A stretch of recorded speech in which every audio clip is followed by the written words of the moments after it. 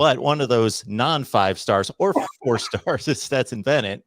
And Savannah and I have talked about this in the past. He's got to be the most targeted individual in college football, at least over the last few years. I have not seen anything like it for a guy that's generally done his job. He's made mistakes here and there in some big games. Yes. But last night, the turning point of the game, which wouldn't have seemed like a turning point of the game for Georgia, because it seemed like the turning point of the game for Alabama was, I'm just thinking at the time. So what I'm thinking and feeling has to be increased a million times for you when I'm thinking, oh, this is Georgia's luck. Stetson Bennett's trying to avoid a sack. He's trying to get rid of the ball, and we all know what happened.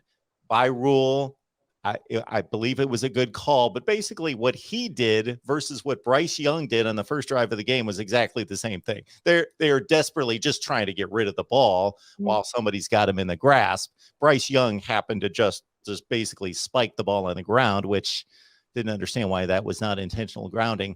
And Stetson Bennett, came within that much of actually having his arm moving forward and it being ruled as a pass. The ball, I was with Kirk Herbstreit on that was assuming the entire time that the ball went out of bounds. What are they talking about? The ball went out of bounds. Well, no, the ball was recovered by an Alabama player, who had his toe just on the sideline. And it just seemed like, wow. I can imagine what was going through your mind at the time.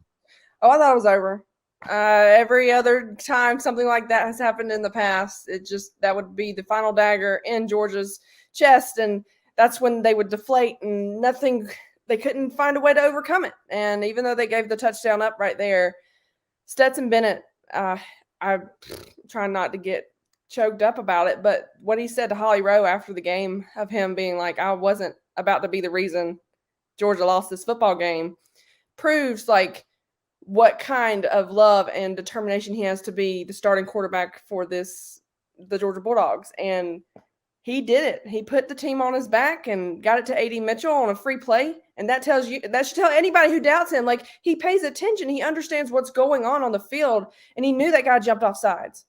So he took advantage of the free play, got a touchdown. Okay, momentum going. And then you get a huge stop from the defense, a 3 and out. And then you go down the field with Zamir White and then James Cook.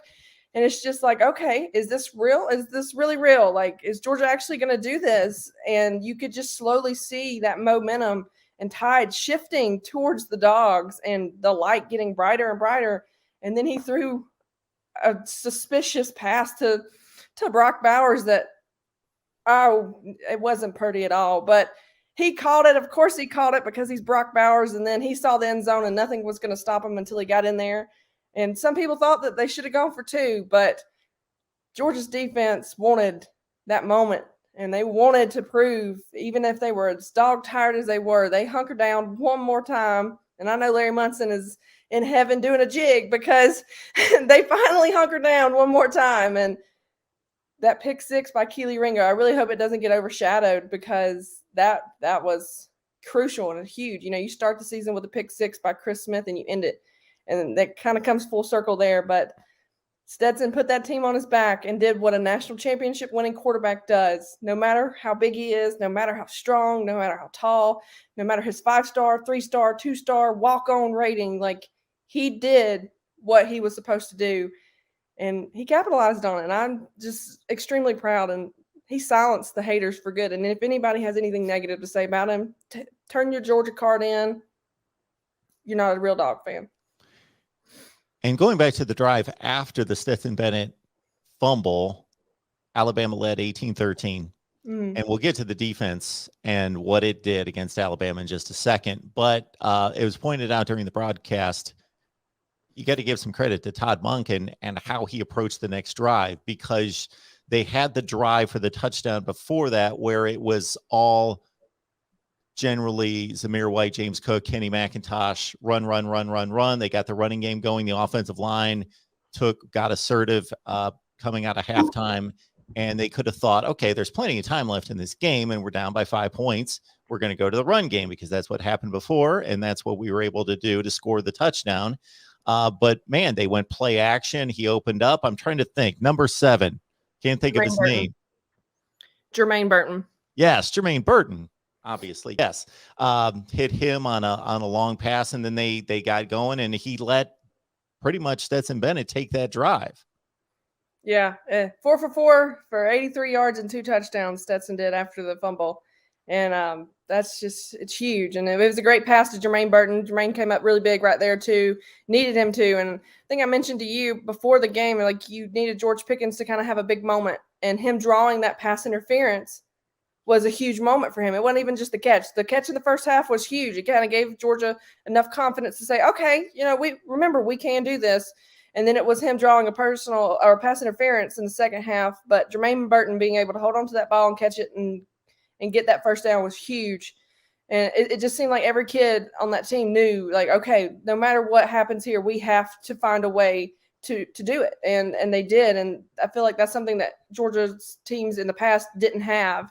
And I would even, pull it back to those skull sessions that everybody talks about and how they've come together and they know each other and they know how important this game was. And so it was really nice to finally see them pull it out and finish a big game like this, because usually when something like a fumble that big, which would lead to a suspicious roughing the passer penalty, and the Georgia defense giving up a rare touchdown that deep in the end zone, or red zone. So that's usually that last dagger that ends it all, and Alabama finds a way to win, especially when you saw them kind of marching down the field with Brian Robinson and being able to get 5 and 6 yards at a time. Well, they put the pressure on it. They did their job, and then Stetson said, nope, not today. We are doing this, and I'm not hearing another negative word about me. And I got to give Todd Monken credit. He tried to be a little creative and tried to be too smart for his own good throughout the entire game. But when it mattered, he was like, all right, man, let's get back to the basics and do what has worked all year long, which I don't know why he wouldn't do it all game. But Alabama's defense did a great job preparing for Georgia too.